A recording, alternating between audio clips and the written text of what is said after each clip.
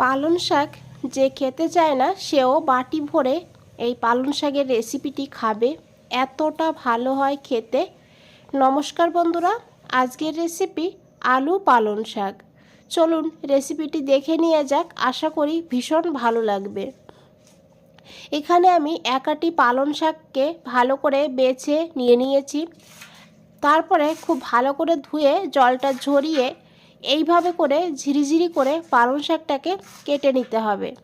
তো দেখুন বন্ধুরা, একদম ছোট ছোট করে যতটা পারা যায় ছোট ছোট করে কেটে নিতে হবে। তো পুরো পালং শাকটাকে এখানে আমি কেটে নিয়েছি। এখন এই পালং শাকটাকে তুলে রাখতে হবে। এখানে নিয়েছি দুটো মিডিয়াম সাইজের আলু। আলুটাকে একটু ডুমো ডুমো করে কেটে নেব। দেখুন এইভাবে করে আলুটাকে কেটে নিয়েছি। আর যেহেতু নতুন আলুটা কিন্তু খুব তাড়াতাড়ি সিদ্ধ হয়ে যাবে। এদিকে একটা কড়াইতে নিয়েছি সর্ষের তেল। রান্নাটা সর্ষের তেলেই করার চেষ্টা করবেন, তাহলে কিন্তু স্বাদটা বেশি ভালো হবে। তেলটা ভালো করে গরম করে নিতে হবে। তারপরে দিয়ে দিতে হবে কেটে রাখা আলুগুলো দিয়ে আলুটাকে এখন গোল্ডেন ব্রাউন হওয়া পর্যন্ত ভেজে নিতে হবে। আপনারা চাইলে এখানে অল্প করে একটু লবণও দিতে পারেন। লবণ দিয়ে আলুটাকে ভেজে নিতে পারেন। তো আলুটাকে আমি ঢাকা দিয়ে এইভাবে ভাজবো। মিডিয়াম ফ্লেম করে 2-3 মিনিটের জন্য ঢাকা দিয়ে রাখতে হবে। আর তারপরে ঢাকনাটা খুলে এইভাবে একটু নাড়াচাড়া করতে হবে, যাতে সব সাইডেই সমানভাবে ভাজা হয়। তো দেখুন মাঝে মধ্যে ঢাকা দিয়েছি, আবার মাঝে মধ্যে ঢাকনাটা খুলে এইভাবে নাড়াচাড়া করে নিয়েছি। তো বন্ধুরা, এখানে আলুটা ভাজা হয়ে গিয়েছে দেখুন। তো এখন এই আলুটাকে তুলে নিতে হবে।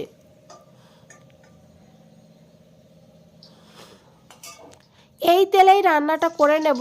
তো নিয়েছি দুটো শুকনো লঙ্কা, হাফ চামচ গোটা জিরা। ফোড়নটাকে একটু ভেজে নেব। তারপরে এখানে অল্প করে একটু অ্যাড করে দেব হিং। আর তারপরে দিয়েছি এখানে পেঁয়াজ কুচি। এখানে বড় সাইজের একটা পেঁয়াজ একদম ছোট ছোট করে কেটে নিয়েছি। পেঁয়াজটাকে এখন হালকা গোল্ডেন ব্রাউন করে ভেজে নেব। তো দেখুন বন্ধুরা, এখানে পেঁয়াজটা কিন্তু ভেজে নিয়েছি, আর পেঁয়াজে সুন্দর একটা কালারও চলে এসছে। তো এখন এখানে অ্যাড করে দিতে হবে রসুন। এখানে 7-8 কোয়া রসুন আমি গ্রেটারে গ্রেট করে নিয়েছি। তো আপনারা চাইলে কুচিও কিন্তু দিতে পারেন। তারপরে নিয়েছি এখানে হাফ ইঞ্চি আদাটাকেও গ্রেট করে নিয়েছি। তবে আদার পেস্টের থেকে আদা গ্রেট করে না হলে আদা কুচি এখানে ব্যবহার করলে স্বাদটা কিন্তু খুব ভালো হবে। দিয়েছি 3টে কাঁচা লঙ্কা ছোট ছোট করে কেটে। তো ঝালের পরিমাণটা আপনারা বাড়িয়ে কমিয়ে নিতে পারেন। এখন এই আদা আর রসুনটাকে ভেজে নিতে হবে যাতে এর গন্ধটা না থাকে। তারপরে দিয়েছি এখানে 1 চামচ বেসনটাকে দিয়ে এখন এই বেসনটাকে ভেজে নিতে হবে।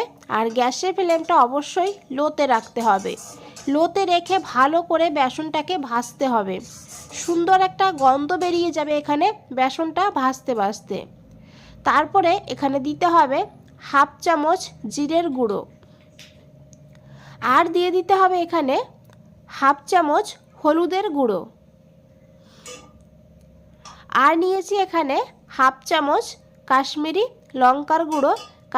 লঙ্কার গুঁড়ো দিয়েছি কালারের জন্য। তো আপনারা না চাইলে না দিলেও হবে। এখন এই মশলাটাকে খুব ভালো করে ভেজে নিতে হবে। আর আমি আগেও বলেছি গ্যাসের ফ্লেমটা লোতে রেখে কিন্তু বন্ধুরা মশলাটাকে কষিয়ে নেবেন। মশলাটা যত ভালো কষানো হবে রান্নার স্বাদটাও ততই ভালো হবে। আর দেখুন এখানে মশলার থেকে তেল ছেড়ে দিয়েছে। তো এইভাবে যখন তেল ছেড়ে দেবে তখন এখানে দিয়ে দিতে হবে টমেটো। এখানে আমি একটা মিডিয়াম সাইজের টমেটো এইভাবে ছোট ছোট করে কেটে দিয়েছি। তারপরে দিয়েছি পরিমাণ মতন লবণটাকে দিয়ে খুব ভালো করে মিশিয়ে নেব। লবণটা দেওয়ার কারণে টমেটো তাড়াতাড়ি নরম হয়ে যাবে। আর এইভাবে একবার পালং শাক রান্না করে খেয়ে দেখুন, অসাধারণ লাগে। ভাত, রুটি, পরোটা সব কিছুর সঙ্গে কিন্তু দারুণ লাগে খেতে। তো দেখুন খুব ভালো করে মিশিয়ে নিয়েছে, টমেটো নরম হতেও শুরু করে দিয়েছে। তো এখন এখানে দিয়ে দিয়েছি ভেজে রাখা আলুগুলোকে দিয়ে খুব ভালো করে মিশিয়ে নেব।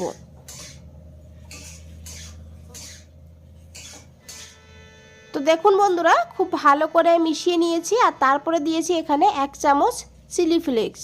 এটা কিন্তু অবশ্যই দেবেন, দিলে এর স্বাদটা দারুণ হবে। আর চিলি ফ্লেক্সটা দিয়ে আমি ঢাকা দিয়ে রেখেছিলাম লো ফ্লেমে 2 মিনিটের জন্য। 2 মিনিট পর ঢাকনাটা খুলে খুব ভালো করে মিশিয়ে নিয়েছি। আর ঝালের পরিমাণটা আপনারা আপনাদের প্রয়োজন মতো নিয়ে নেবেন। তো চিলি ফ্লেক্স যদি হাতের কাছে না থাকে তাহলে আপনারা এখানে একটা শুকনো লঙ্কা ছোট ছোট করে কেটেও দিতে পারেন। তারপরে দিয়ে দিয়েছি কেটে রাখা শাকগুলোকে এইভাবে একটু ছড়িয়ে দিতে হবে। আর তারপরে দিয়েছি এখানে 1/2 চামচ চিনিটা অবশ্যই দেবেন। এই পালং শাকটা কিন্তু একটু কষ্টা হয় খেতে, চিনিটা দিলে স্বাদটা ব্যালেন্স হবে আর সে কষ্টা ভাবটা কিন্তু থাকবে না। তো দেখুন এইভাবে ঢাকা দিয়ে আমি রেখে দিয়েছিলাম 4 মিনিটের জন্য। 4 মিনিট পর ঢাকনাটা খুলে নিয়েছি। তো এখন খুব ভালো করে একবার মিশিয়ে নেব। তো মিশিয়ে নিয়েছি আর এখন আবারও ঢাকা দিয়ে আবারও 4-5 মিনিট এইভাবে রেখে দেব। এখানে প্রায় 4 মিনিট পর আমি ঢাকনাটা খুলে নিয়েছি। তো পালং শাক থেকে যে জলটা বের হয়েছে সেই জলেই কিন্তু রান্নাটা এখানে হয়ে যাবে। তো আপনারা যদি এখানে গ্রেভি রাখতে চান তাহলে এখানে 1/2 কাপ জল দিয়ে লো ফ্লেমে আরও 4-5 মিনিট রান্না করে নিলেই কিন্তু গ্রেভি হয়ে যাবে। তো এখানে দেখুন আলুটাও কিন্তু একদম সিদ্ধ হয়ে গিয়েছে। তো এখন খুব ভালো করে একবার মিশিয়ে নিয়েছি। তারপরে দিয়েছি অল্প করে একটু কুচিয়ে রাখা ধনেপাতাটাকে দিয়েও খুব ভালো করে মিশিয়ে নেব। আর তারপরে গ্যাসের ফ্লেমটা অফ করে দিতে হবে। দারুণ স্বাদের আলু পালং শাকের এখানে রেসিপি কিন্তু একদম রেডি। গরম গরম পরিবেশন করুন ভাত না হলে রুটি পরোটার সঙ্গে। তারপরে কমেন্টে জানান। আর আশা করি দেখে বুঝতেই পেরেছেন বন্ধুরা কতটা লোভনীয় লাগছে। বন্ধুরা রেসিপিটা ভালো লাগলে অবশ্যই একটা লাইক করে দেবেন। আর নতুন বন্ধুদের বলছি চ্যানেলটা এখনও সাবস্ক্রাইব করে না রাখলে চ্যানেলটা সাবস্ক্রাইব করে পাশে থাকুন। আর নিচে বেল আইকনটা আছে প্রেস করে রাখুন। যখনই নতুন কোনো রেসিপি দেব সবার আগে আপনাদের কাছেই পৌঁছে যাবে। বন্ধুরা আজ তাহলে এই পর্যন্তই, ফিরে আসছি নতুন কোনো রেসিপি নিয়ে। ভালো থাকবেন, সুস্থ থাকবেন। আপনাদের সবাইকে অনেক অনেক ধন্যবাদ।